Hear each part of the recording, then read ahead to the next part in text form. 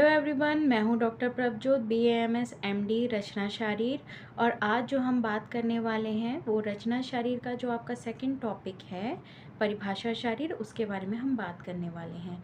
तो इसमें सबसे पहले आता है कंडरा। कंडरा यानी कि जो टेंडन्स होते हैं उन्हीं को हम कंडरा बोलते हैं, यानी कि जो बिग कॉर्ड लाइक स्ट्रक्चर्स हैं उनको हम क्या बोलते हैं, टेंडन्स बोलते हैं। और यही क्या है, कंडरा है। ठीक है, अब इसके बारे में बोला गया है जो स्नायु, जो लिगामेंट्स क्या कर रहे हैं, संकोच कर रहे हैं, विस्तार कर रहे हैं। जो गोलाकार स्नायु संकोच कर रही है, विस्तार भी कर रही है, मतलब कॉन्ट्रैक्ट भी हो रही है, डायलेट भी कर रही है, किसका, ऑर्गन्स का। ठीक है, तो फिर उसको हम क्या बोलते हैं, उन गोल स्नायु को हम क्या बोलते हैं, हम उनको कंडरा बोलते हैं, टेंडन बोलते हैं। ठीक है, अब इनकी संख्या क्या बोली गई है, इनकी संख्या बोली गई है ये 16 होते हैं। ठीक है, तो 16 होंगे, उसमें भी ये बोले गए हैं कि शाखाओं में आते हैं ज़्यादातर।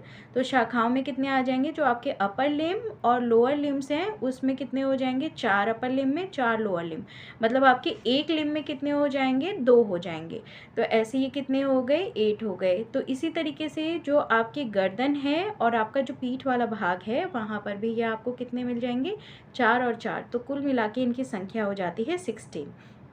बाकी आप स्क्रीन पे इनकी संख्या देख सकते हैं और किससे हमने मॉडर्न में इनको कोरिलेट किया है वो आप देख सकते हैं।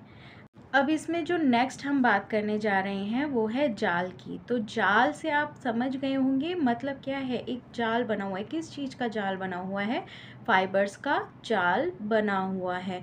और किन किन चीज़ों से बना हुआ है, ये किस किस चीज़ों का बना होगा, मांस, सिरा, स्नायु, अस्थि, इन चीज़ों का ये बना हुआ होगा। तो जैसे कि आपने मर्म की परिभाषा जब आप पढ़ेंगे तो मर्म में लिखा है मर्माणी नाम मांस सिरा स्नायु अस्थि संधि सन्निपाता। तो उसमें क्या आ जाता है, मांस, मांस यानी कि मसल, सिरा, सिरा यानी कि वेन, स्नायु, स्नायु यानी कि लिगामेंट, अस्थि यानी कि बोन, संधि यानी कि जॉइंट्स। तो अगर आप देखेंगे तो ये जो 5 चीज़ें हैं ये हमको मर्म में मिलती हैं।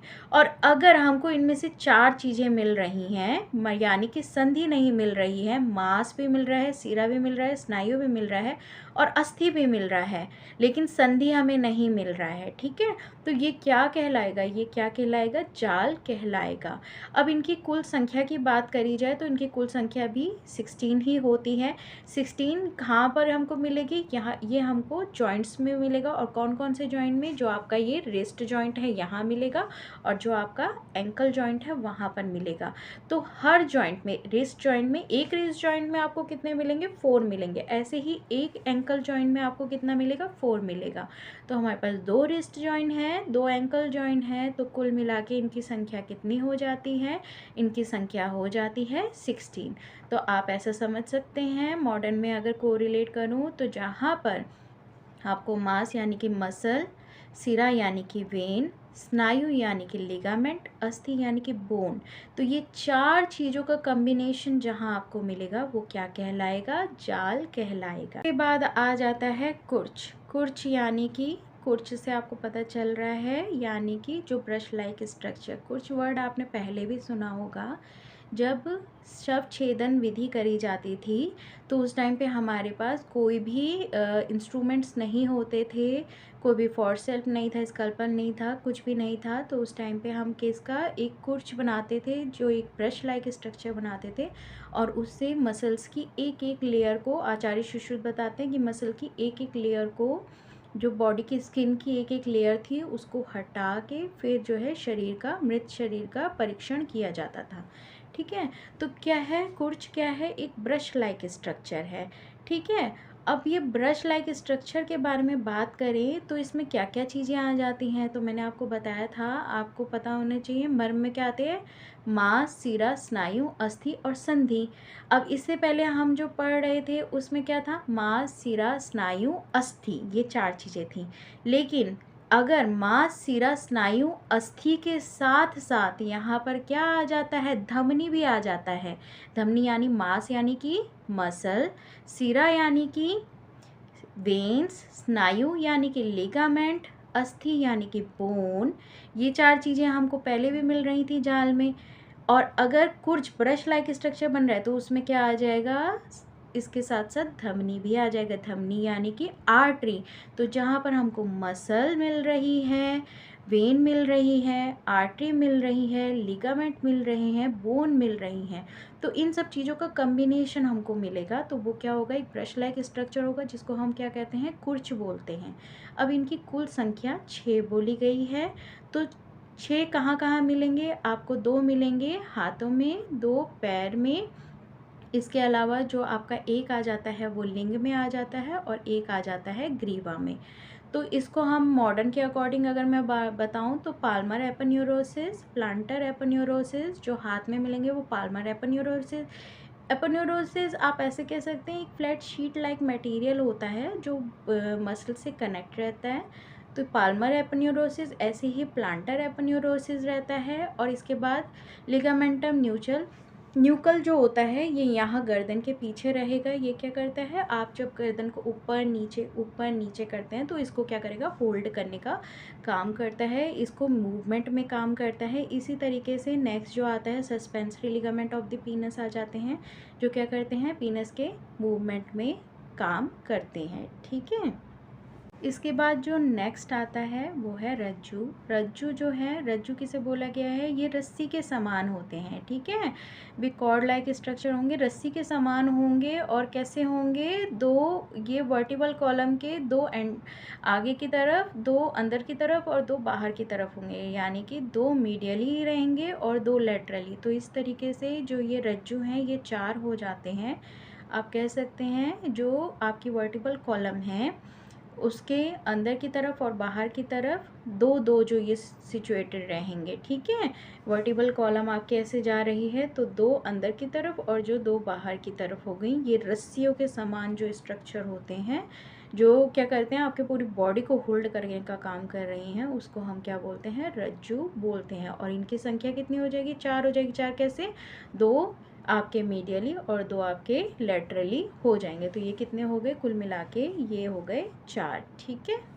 इसके बाद जो नेक्स्ट आ जाता है, नेक्स्ट आता है सेवनी। सेवनी यानी कि सेवनी क्या हुआ, सेवनी हुआ यानी कि जहाँ पर आपको क्या मिल रहा है, ऐसा लग रहा है जिस स्ट्रक्चर को देख के जैसे वहाँ पर सिलाई करी हुई है। ठीक है, सेवनी यानी कि सिलाई। तो सिलाई के समान आकृति जहाँ पर आपको मिलती है, या फिर आपको देख के ऐसा लगता है कि 2 बोन्स आपस में सिलाई करके जोड़ी गई हैं। ठीक है, तो ऐसी सेवनी की तरह जो आपको सिलाई के समान आकृति जहाँ पे मिलती है उसको हम सेवनी बोलते हैं। और ये कुल मिला के इनकी संख्या 7 बोली गई है। ठीक है, तो जब मैं सिलाई के समान बात कर रही हूँ तो पहले तो आपको समझ में आ गया होगा कि मैं स्कल की बात कर रही हूँ। ठीक है, स्कल में आपको स्ट्रक्चर मिलता है जैसे कि किसी ने सिलाई करी होगी। तो कुल मिला के जो 5 हैं ये हमको सिर में ही मिल जाते हैं। इसके बाद नेक्स्ट आ जाता है, एक जो आता है वो आता है जीवा में और एक आ जाता है आपके पीनस में। तो ये कुल मिला के कितने हो जाते हैं, कुल मिला के ये 7 हो जाते हैं। ठीक है, तो इनकी कितनी संख्या बोली गई है, 7 इनकी संख्या बोली गई है। इसके बाद नेक्स्ट आ जाता है अस्थि संघात या फिर संघात हम जिसको कहते हैं, यानी कि जहाँ पर 2 या 2 से अधिक अस्थियाँ आपस में मिली होती हैं। और ऐसा आपको कहाँ पे मिलेगा, हम यानी कि जॉइंट्स में। खासकर आपको देखते हैं जॉइंट्स बनते ही कैसे हैं, वहाँ पर क्या मिलना होगा, 2 अस्थियाँ 3 अस्थियाँ आपस में मिली होगी। शोल्डर जॉइंट की ही हम बात करें तो क्लेविकल, स्कैपुला और साथ साथ में हुमरस को लेके मिलकर ये शोल्डर जॉइंट बनता है ना। तो इसी तरीके से जहाँ पर खूब सारी जो बोन्स हैं, 2 या 2 से अधिक बोन्स आपस में मिली हुई हैं, तो वो क्या बन जाएगा, आपका अस्थि संघात या फिर हम संघात कह सकते हैं। अब इनकी कुल संख्या 14 बोली गई है। तो 14 संख्या में सबसे पहले आ जाता है एंकल जॉइंट, नी जॉइंट और हिप जॉइंट। तो इसमें आपको 2 2 2 ऐसे करके मिलेंगे। इसी तरीके से रिस्ट, एल्बो और शोल्डर जॉइंट जो आ जाता है वहाँ आपको भी ये 2 2 2 मिलेंगे। उसके बाद सैक्रम और स्कल, यहाँ पर आपको ये 1 और 1 मिलेंगे। मिलाकर जो इनकी संख्या है वो कितनी हो जाती है, 14 हो जाती है ऐसे ही। अब जो नेक्स्ट आ जाता है वो है सीमंत। सीमंत यानी कि जहाँ पर दो या दो से अधिक अस्थियों के जो किनारे हैं वो आपस में एक दूसरे से मिले होते हैं, ठीक है। दो किनारे ही आपस में एक दूसरे से मिलेंगे तो वो क्या कहलाएगा, सीमंत कहलाएगा, ठीक है। तो इनकी संख्या भी 14 ही बोली गई है, ठीक है।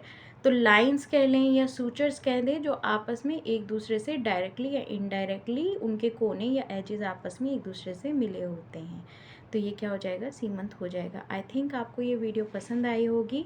अगर आपका कोई भी क्वेश्चन है या इस टॉपिक से रिलेटेड कोई भी आपको क्वेश्चन पूछना है या कुछ भी आप पूछना चाहते हैं तो कमेंट सेक्शन पर कमेंट कर सकते हैं।